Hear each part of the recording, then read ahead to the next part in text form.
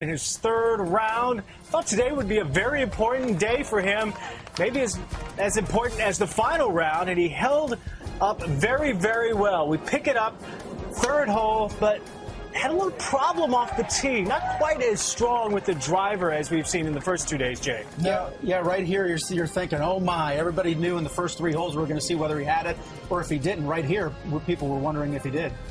After pitch out.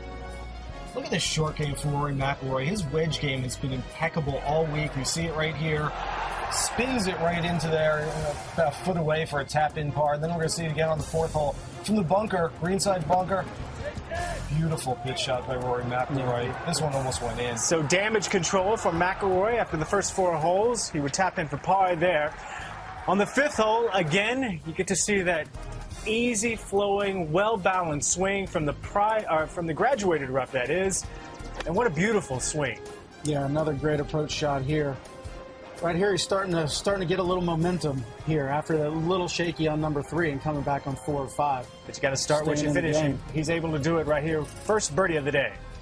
Yep, and gets him back to 12 under for the tournament, which is a spot he was at the day before. Pick it up on the ninth hole, the par 5, and Rory's going for it, of course. Of course he is.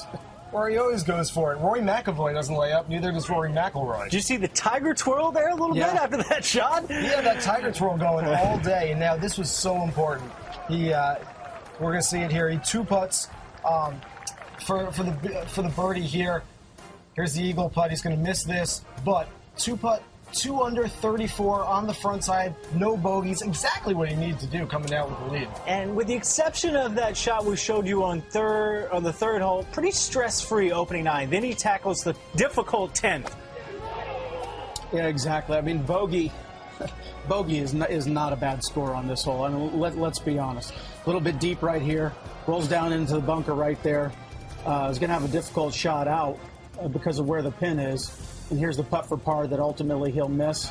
But still, really not that big of a deal. You'll take 4 right there. You're just happy not to take 5. But we were curious as you head to the more difficult back 9, after that bogey on 10, what would happen next? Well, from the rough, look what he does at 11.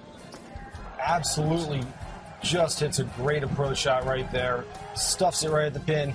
Makes this birdie putt right here. And I think, Todd, this is the most important birdie of the tournament for Rory McIlroy. Big left to right bender. It's like he knows right there, big fist pump, I just won the tournament. On the most difficult hole on the golf course as well.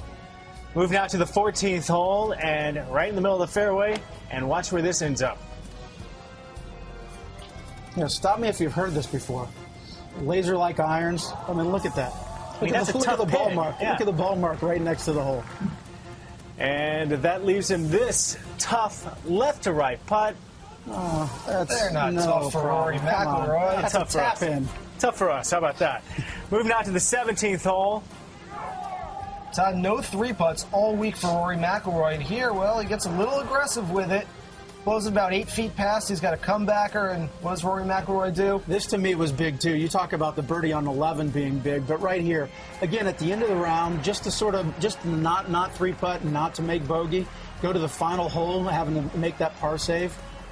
And he walks up to the green. Folks appreciating his wonderful play all week. Lots of Let's Go Rory chants here at Congressional Country Club throughout the week. The fans are really getting behind him. This for birdie.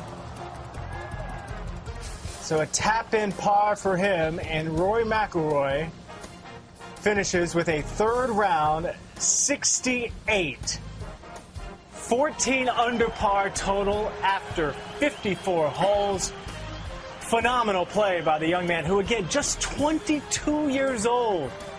It's unbelievable to see him play this well. I think I'm most impressed by the fact that he came into the third round with a 6-shot advantage, and he goes into the final round with an 8-shot advantage. You don't really see players go into rounds with that big of a lead and extend that lead afterwards. That's very, very impressive what Rory McIlroy did. Yeah, I agree. Today was going to be a day where everybody came to the golf course wondering what's going to happen. Is he going to extend it to 8 or 10, or is he going to shoot 75 and get it back to that uncomfortable 4 or 5?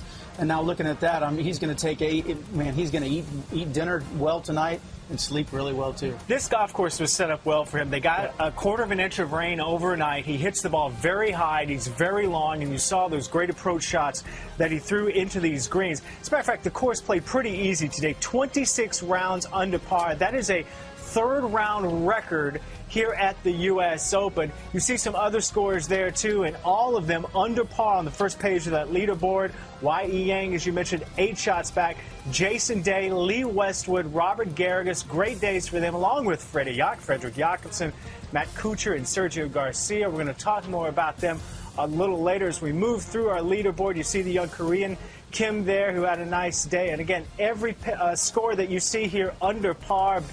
A lot of Americans on that board. Davis Love III. Brad Joe continues to play well, guys. Jay mentioned it earlier before. The Bob Hope Classic, I mean, all these scores under par. It doesn't look like a U.S. Open. The one point I will make is that the USGA changed this course from a par 70 to a par 71. If that was the case, all these guys are going to be 3 shots worse in relation to par right now, and it doesn't look like as many red figures. Hey, let's be honest. Let's look at this page. Let's just call this the B flight.